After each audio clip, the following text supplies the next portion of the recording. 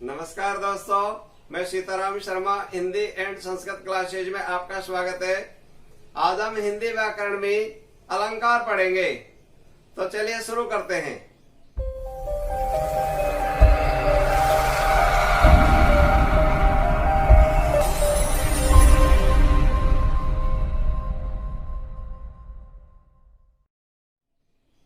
अलंकार है भ्रांतिमान अलंकार। भ्रांतिमान अलंकार वहाँ होता है जहाँ समानता के कारण किसी वस्तु में दूसरी वस्तु का भ्रम हो जाता है, वहाँ हमेशा भ्रांतिमान अलंकार होता है।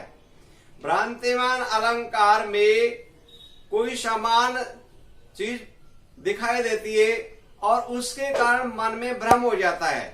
जैसे यहाँ पर है, पाए महावर देन को नायन बैठे आए, फिर जाने महावरी एडे में डत जाए। यहाँ पर नायिका को एडी की स्वाभाविक लालिमा ये महावर के रूप में काल्पनिक प्रतीति हो रही है। यानी जो नायिका है उसकी जो एडियां हैं वो इतनी लाल है कि महावर के रूप में केवल कल्पना में प्रतीत हो रही है, इसलिए यहाँ पर उसका भ्रम उत्पन्न हो गया। तो यहाँ पर भ्रांतिमान अलंकार होगा।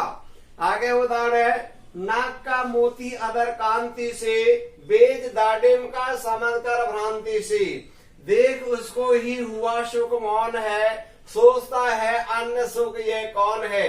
यानी नाक में मोती धारण कर रखा है और अदर कहते हैं होठों को, होठों में लाली लगा रखे, उसकी जो कांति है, उसकी जो चमक है वो मोती पर पड़ रही है। अब यहाँ पर जो दाडिम होता है अनार, यानी अनार का जो बेज दाना है उसी की तरह से जो मोती है उसकी अधरों की जो लालिमा उस पर गिरने के कारण मोती का रंग अनार के दाने के समान हो गया है। तो यहाँ पर समझकर उसके मन में भ्रम हो गया। किसके मन में भ्रम हो गया? देख उसको युवा सुख मौन है। सुख होता है तोता, तोते ने उसको समान वस्तु दिखाई देने के कारण मन में भ्रम हो गया और वो सोचता है अन्य सुख है कौन है। वो भी सोचने लग गया आगे दूसरा कोई तोता कोई और है। तो यानी यहाँ पर एक वस्तु में किसी दूसरी वस्तु का भ्रम उत्पन्न हो रहा है। आगे एक उदाहरण है, बिल विचार कर नाग सुंड में घुसने लगा सर्प झट सी, काली ईख समझ कर उसने उठा लिया उसको चट सी। हाथी की जो सूंड होती है, नाग देवता ने सोचा आग ये मेरा बिल आ गया, तो वो अंदर बिल में प्रवेश करने लग गया। उधर का हाथी है उसको भी मन में भ्रम हो गया, काली ईख समझ कर उसने, क्यों गन्ना काला भी होता है और हाथी को गन्ना बहुत प्रिय होता है, तो हाथी के मन में भी भ्रम हो गया आगे काला गन्ना है, काले ईख है, काली एक समझकर उसने उठा लिया उसको चट से। उसने भी उसको तत्काल उठा करके और खाने के लिए तैयार हो गया। तो यहाँ पर एक समानता के कारण एक वस्तु में दूसरे वस्तु के का जो भ्रम हो जाता है वह हमेशा भ्रांतिमान अलंकार होता है। आगे वाला जो अलंकार होता है वो है संधि अलंकार। संधि अलंकार वहाँ होता है जहाँ अति सादृश्य के कारण उपमेय और उपमान में अनिश्चय की स्थिति बनी रही। अर्थात जब उपमेय में अन्य किसी वस्तु का संशय उत्पन्न हो वहाँ हमेशा संधि अलंकार होता है। यानी संधि अलंकार और भ्रांतिमान अलंकार दोनों में इतना अंतर होता है कि भ्रांतिमान अलंकार का अवलोकन करने के बावजूद 5 मिनट में, 2 दिन में, 6 महीने में क्लियर हो जाता है आसानी से।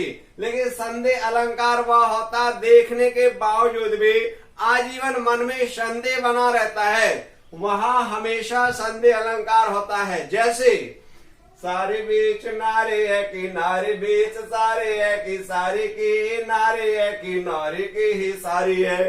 यानी दुशासन ने जिस समय द्रौपदी का चीर हरण करने के लिए तैयार हो गया, द्रौपदी को आंखों से भली प्रकार देख लिया और जो ही उसने वस्त्र खींचा भगवान श्री कृष्ण जी की असीम कृपा हुई और वस्त्र का ढेर लग गया।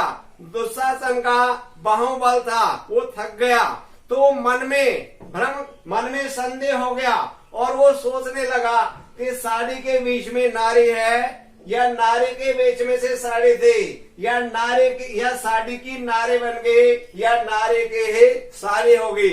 यानी उसको क्लियर नहीं हो पा रहा, खूब देख रहा है, खूब परख रहा है, खूब जांच रहा है, लेकिन अंत तक मन में संदेह बना हुआ है।